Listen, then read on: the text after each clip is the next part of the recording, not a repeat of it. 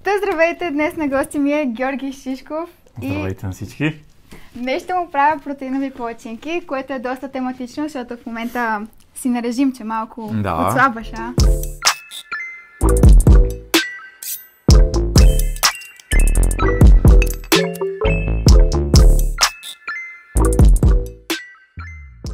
Необходимите продукти са ленено брашно, 15 грама, 30 грама бадемово брашно и 50 грама нормално брашно, 180 грама скир и 2 яйца. Също така ще добавя ванилия за малко аромат и бак пулвер, за да пукнат все пак палачинките.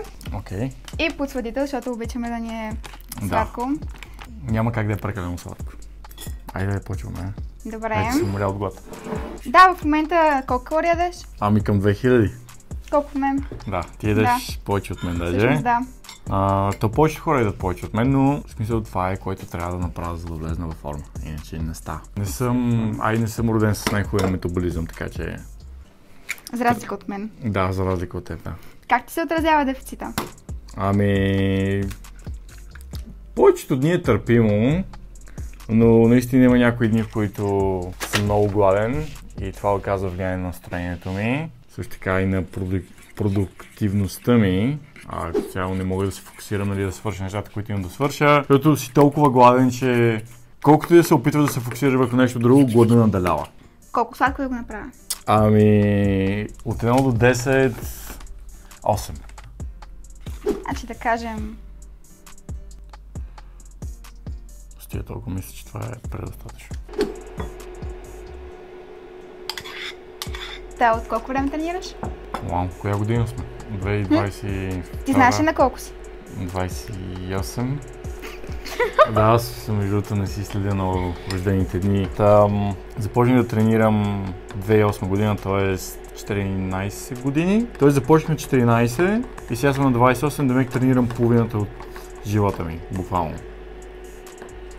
Вау! Аз чак сега замислих за това. Като започна да тренираш ли е момента, в който си промени начина на хранене? Ами тогава се опитах да си го променя. И какво се случи? Цяло тогава бях прочел, че няма как да ядеш ти вкусно и да отслабнеш или цяло да влезеш във форма. Първоначално ядях белтъци, без сол, без нищо. Пиех обезмаслено мляко без подсладител. Просто колкото да си набавиш протеина. Идеята не беше да е вкусно. Идеята беше просто да ям това, което трябва да ям, за да мога да изглеждам добре. Което не ми се получи много добре. Като цяло това нямаш как да го поддържам и доста често се случваше да крива от диетата си.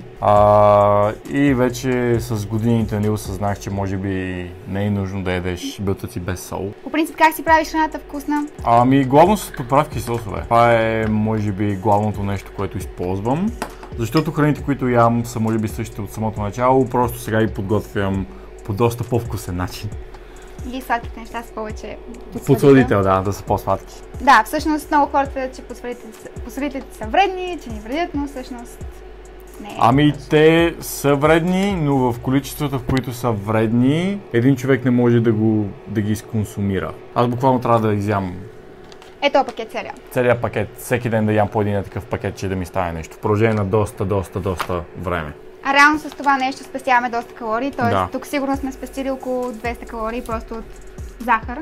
Защото захарта има калории, т.е. тя прави, ако прекалите с нея, вие ще качите мазнина. И т.е. наднорmalното тегло е враг номер 1. Това е нещо, което убива милиони хора всяка година, така че по-добре да ползвате малко подсладител. Първата палачинка едва ли ще е най-добрата, но мисля, че сме готови за този риск. Ще използвам зехтин, но съвсем малко. Ще използвам такова нещо с пръскал, защото реално е супер безмислено да пържим буквално палачинките и да добавяме излишни калории. Така че просто пръскаме колкото да не залепнат. Да. Да ти кажа, от тази смес, сега честно казвам, не изглежда доста апетитно. Да, не мириш особено на ванилия. Не мириш, окей. Но ето ще го мажем с шоколад. Не мириш с докарвана смесна палачинки. Като изключим кафявите частици заради семето, е окей.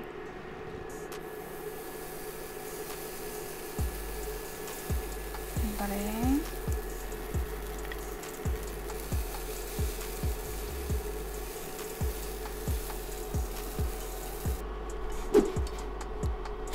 О, вау! Изглежда сравнително добре. Да, между другото, аз съм изненадан. Да, аз също. Това изглежда даже доста добре. И започва да ухае. А преди да започнеш да занимаваш с фитнес, как се хранеше? Вашите ли ти готвеха? Там положението беше много зле. Главно живеех на хляб, лютеница, кренвирши, кашкавал може би, круасани и кола с захар. Това беше с захар, да. Пиех по цяло 6 на ден, минимум.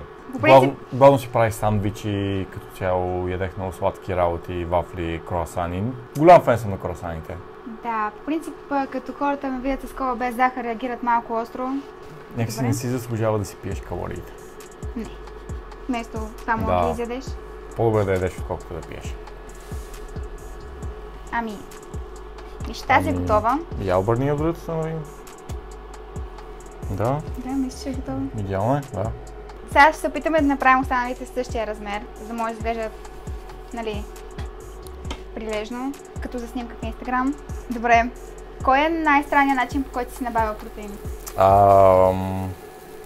Всъщност наскоро ме бяха поканали в едно нещо като предаване, което се излучва в YouTube. Всеки имаше предизвикателство и моето беше да ям хлебарки. И предвид, че бях приел поканата, нямаше как да се откажа. Така че трябваше поне да пробвам, нали, да ги изям. Като тогава ми бяха дали 5 мадагаскарски хлебарки и аз успях, не знам по какъв начин, да изям 2 от тях. И те всъщност са богати на протеин, така че може би това е най-странният начин, по който съм си набавил протеин. Има ли нещо, което със сигурност не би ял заради калориите, които има в него? Да. Зехтин, олио, цяло всякакъв тип мазнина, категорично не. Просто защото не засища въобще, а е пълно с калории. Да, принципно начинът, по който се правят тези палачинки е, че се добавя, нали, масло, добавят се пълномаслени продукти, които накрая не правят чак такава разлика. Може да ядете доста повече палачинки, ако не добавяте тези неща. Точно така, да. Което ще ви напълни стомаха, което ще ви направи щастливи. Да, наистина вкуса не е същия, но според мен си заслужава. Ето е втората палачинка. Окей, супер. И аз даже, за да избегна, нали, слагането на мазнина на тигана, съм си взел незалепващ тиган. И другото, което внимавам е, че нещата, които готвя в тигана, гледам да не залепват, като това, което правя, че слагам вода. Без значение какво готвя, защото в този начин, нали, каквото и да е, няма да залепне. Добре, ето я и последната палачинка. Колко станаха? 1, 2, 3, 4, 5 палачинки. Добре, палачинките са готови, няма да ги ядем сухи, ще направя дългоочакваната нискокалорична нутела. Та ще са ви нужни съчено масло на прах.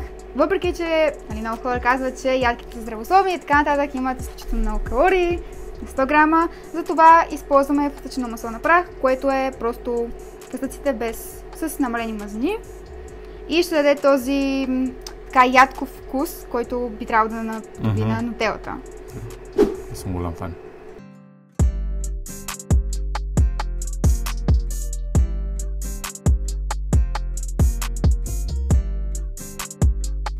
И това, което ще направи тази нутела протеинова и също ще даде допълнителен шоколадов вкус, е протеина на Proof Nutrition.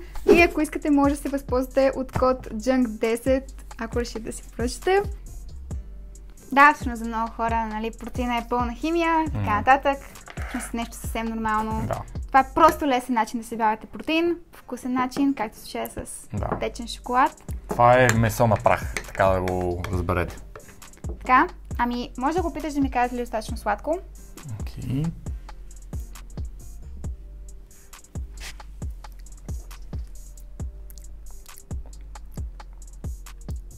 Да, това е много добре. Шоколада ми е окей, така че може да ги намажеш, както смяташ за редно, и да ги пробвам. Добре.